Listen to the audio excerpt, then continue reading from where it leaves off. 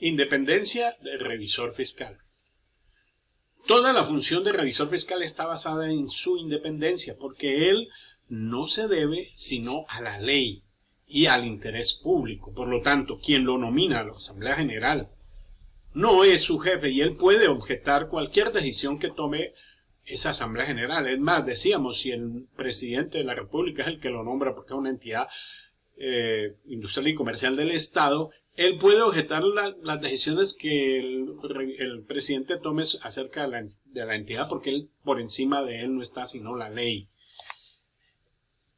A todos aquellos que les interesa la información que se está produciendo por la empresa que está emitiendo, la parte responsable de la información, ellos tienen que aceptar sin discusión que el revisor fiscal va a opinar, y esa opinión es de un profesional que está circunscrito a lo que se llama la credibilidad pública. Entonces, todos los usuarios de la información financiera o de la información de otro tipo, distinta a la información financiera, tienen que creer necesariamente en lo que el revisor fiscal expresa. No necesitamos que la Asamblea General crea en él, porque la ley es la que lo está diciendo, de que él no se subordina a ninguna persona, sino a lo que él encuentra durante su gestión. Todos los asuntos que tengan que ver con el trabajo del revisor fiscal, él debe mantener, como todo contador público, una actitud mental independiente. Él va a decir lo que encontró. Por lo tanto, no puede tener y no tendrá nunca intereses, conflictos de interés, parcialidades con los que le interesa el dictamen. Él no tiene nada que ver con los usuarios del informe. O sea, la situación del aseguramiento aquí está clara, porque se puede decir, los que no conocen la figura del revisor fiscal, de que él es un empleado de la empresa. No, señor, él es empleado, pero del interés público. Obviamente que la palabra revisoría fiscal puede llevar a que se entienda de que el revisor fiscal es un fiscal, lo que se llama en el derecho, la teoría del sistema acusatorio. No, él no es un fiscal acusador, sino un juez imparcial de los hechos económicos que la empresa está produciendo. Él va a mantener equidad, justicia en lo que él dice. No se va a inclinar hacia los administradores o hacia los accionistas, hacia los socios o hacia los acreedores o hacia los clientes o al gobierno, ninguno. Él simplemente va a actuar en justicia. Es un juez de los hechos económicos de la empresa, que pueden ser hechos económicos representados en la información financiera histórica, o pueden ser hechos económicos distintos de la información financiera histórica. O sea, cabe lo que se ha pregonado sobre el aseguramiento de la información. El revisor fiscal es un asegurador de la información. Entonces, esta es una figura, la independencia histórica y filosófica en cuanto a la revisoría fiscal. Está basándose en el pilar de la contaduría pública. Por lo tanto, podemos decir que es la máxima, el revisor fiscal es la máxima expresión del ejercicio de la contaduría pública. El contador público no puede ser solamente tener una capacidad técnica, que la tiene y la va a usar, pero su independencia está marcada y está prevista en la aplicación muy estricta de los dos códigos de ética de la profesión. O sea que él debe mostrar en su actuación, porque no es pregonarnos, sino con su actuación, de que él trabaja con las más altas normas de honestidad y de objetividad en los juicios. Entonces, si lo que diga el revisor fiscal es lo que él encontró y que lo está haciendo independiente, sin que nadie lo haya obligado o a dar una opinión distinta a la que él encontró.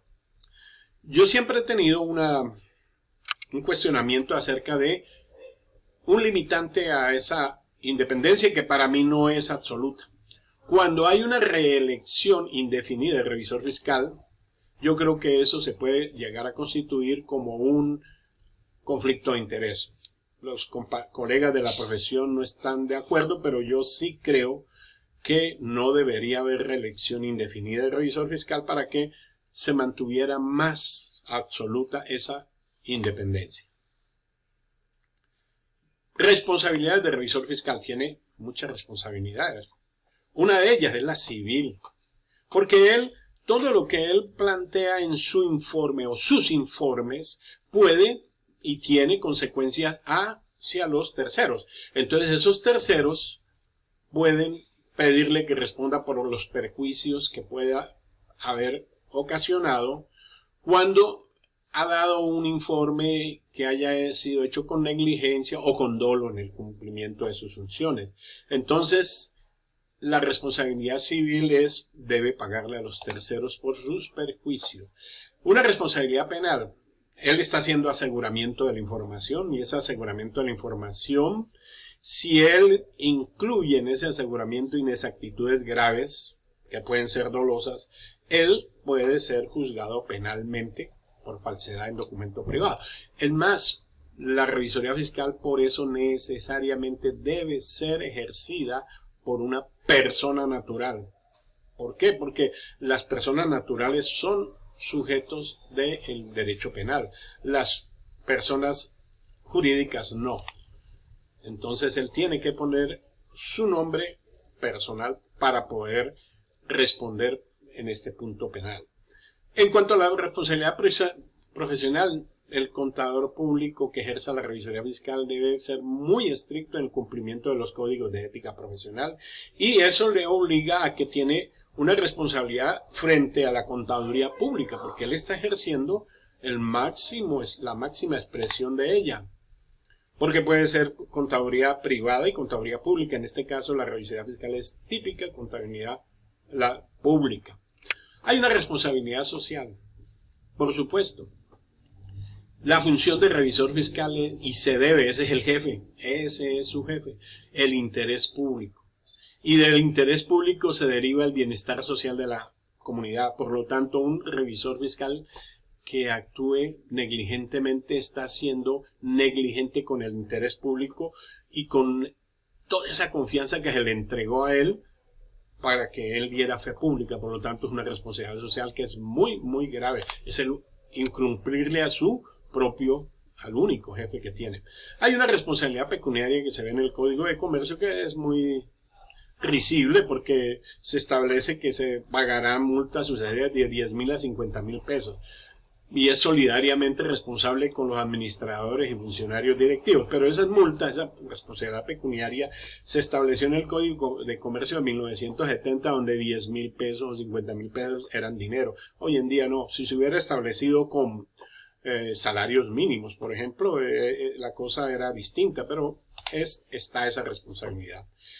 Además de todas esas responsabilidades que se tienen, hay que entender de que el contador público que ejerce la revisoría fiscal se asimila a un funcionario público, a un servidor público. Por lo tanto, sus fallas serán duplicadas cuando se cometan, o sea, se le va a juzgar como si fuera empleado del Estado o si fuera un servidor público.